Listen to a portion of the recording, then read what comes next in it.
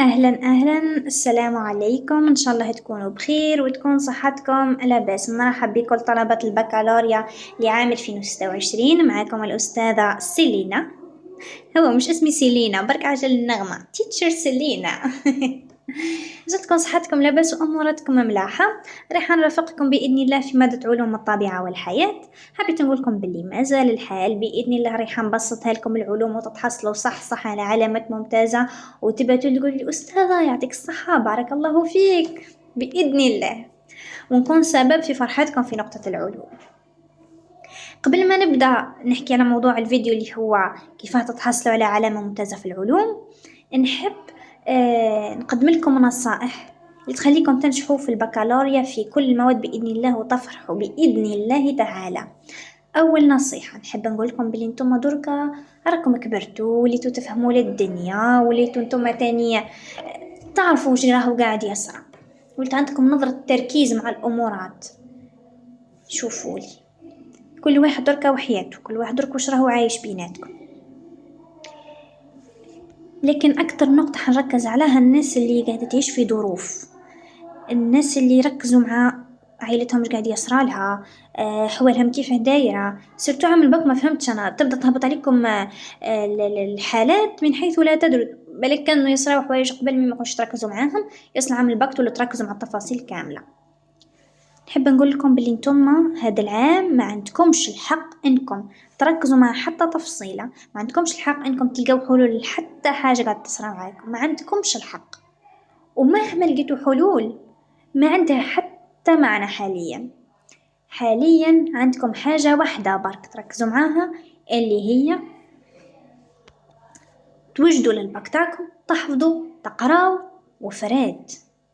طريقكم باش تبدلوا حياتكم، باش تلقوا حلول لحياتكم كاملة مهما كانت تكون، هو انكم تنجحوا في البكالوريا وتفوتوا المرحلة هذه. قد ما رايحين ترتاحوا كي تشوفوا روحكم ناجحين، صاي تبدا تما الحياة، تكملوا الباك تبدا حياتكم. اللي راهم في علاقات جماعة صاي كوبيوه، مشنا في وقتها، درك وقت انك تهز ادواتك ورقة اقلامك وتبدا تنظم اموراتك. ها وش لازم ندير، ها وش لازم ندير، ها وش لازم ندير. وقت انك تنجح في البكالوريا صاي، حب تبدل حياتك انجح في الباك وصاي كلش راح يتبدل، راح تبدا في مشاريع راح تنجح فيها، راح تدخل صور، راح تولي فري مسؤول على حياة. لما راح تبان عليها بلي صح مرا الرجل فري راح تبان عليها راجل، كنت تتهناو من الباك فري تتهناو وتحسوا بهذاك الانجاز، ما تقولوا ايه احنا دينا الباك إيه. فهمتوا؟ ما تخموا لا في مشاريع، لا في مشاكل عائليه، لا في مشاكل شخصيه، لا في علاقات، لا والو. حياتكم ونجاحاتكم وكلش راح يتبدل في الدقيقه اللي انتم ما تنجحوا فيها. راهي نصيحه ثمينه جدا هذه، من فضلكم كوبيوا عقلكم وطفيوه من الدنيا كامله وركزوا لي غير على قرايتكم. تاني حاجه اثقوا في ربي سبحانه.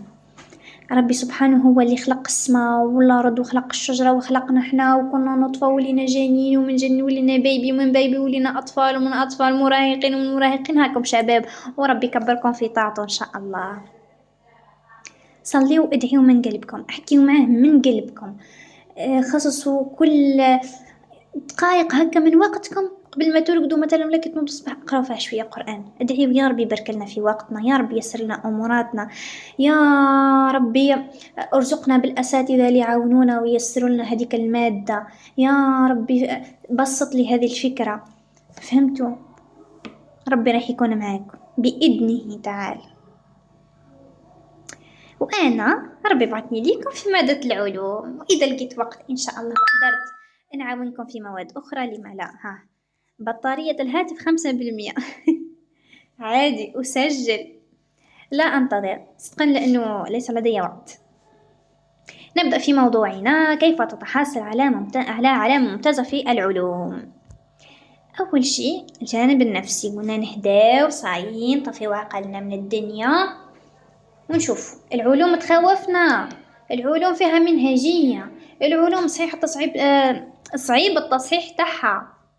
نحيو هذوما المعتقدات السلبية كل اوكي راني معاكم، كاينين امورات معقدين لكن عندهم حلول، كاين اللي حيبسطها لكم اللي هي انا. العلوم مش ها مجرد معلومات، عبالي بلي ياسر منكم انتما يكونوا فاهمين بيا حافظين المعلومات كاملة، لكن لما يوصلوا للورقة والو، علامات كارثية. العلوم راها معلومات مفهومة بدقة عالية، منهجية معروفة كامل أفعالها الأدائية، نعرف كيفاش نطبقوا قالب أي إجابة نحطوه، ونعرفوا كيفاش نريقلوا الكلمات ونستخدموا كلمات علمية. كما هكا تدي في العلوم، تكون فاهم، عندك معلومات واضحة، فاهمهم بدقة، فاهمهم الذري، فاهم هذاك الدرس، مش حافظه برك. الحفظ ما عنده حتى معنى، تقدر تحفظ هكا لقطات بنسبة 5%، 10%، أما فهمك لهذيك المعلومة هو اللي رايح يحدث الفارق. المنهجية راها قوالب، تعرف وش هو هذا الفعل الأدائي، كيف نتعامل معه، كيفية طريقة الإجابة على هذا الفعل الأدائي، وهذه بإذن الله اللي حنعلمها لكم. الفعل الأدائي حلل، ما هو قالب تحليل الفعل الأدائي؟ هذا مدهولكم حطوه من بعد.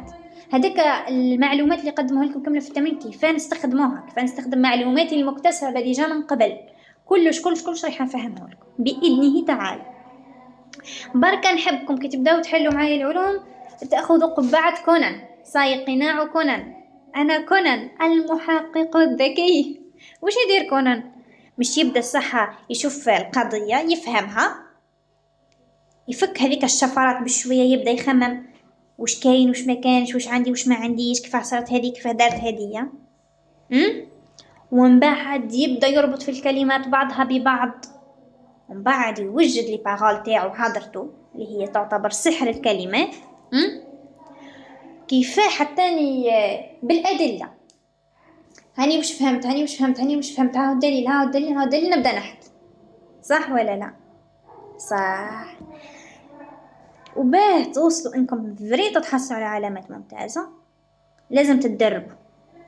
الحل الوحيد التدرب على حل المواضيع. وما يهمنيش انا تحل لي 20 موضوع 40 موضوع، ما يهمنيش، انا يهمني كيف حليتي، اسكو راك فاهم وانت تحل، اسكو عندك المنهجية، اسكو قاعد تطبق لي بطريقة صحيحة. حل لي 5 مواضيع 5 تمارينات يا سيدي، مي فريدكم فاهم كيف قاعدين تحل فيهم، فري راك فاهم تمنع واش قاعد يحكي، فري راك فاهم واش هما الكلمات المفتاحيه، فري راك رابط المعلومات ببعضها بطريقه صحيحه. هذا واش يهمني. لهذا نقول لكم باذن الله راح نكون معكم في قناتي على اليوتيوب هذه، هنقدم لكم ملخصات بسيطه لكل وحده، يعني المعلومات ما قل ودل. ندير لكم سلسله كبسوله النجاح في العلوم، واش رايكم فيها؟ حتكون فيها قلنا ملخصات لكل وحده، فيها ما قل ودل، تكون فيها منهجية، فيها قوالب المنهجية، ها الفعل الأدائي، ها كيف تتعامل معاه.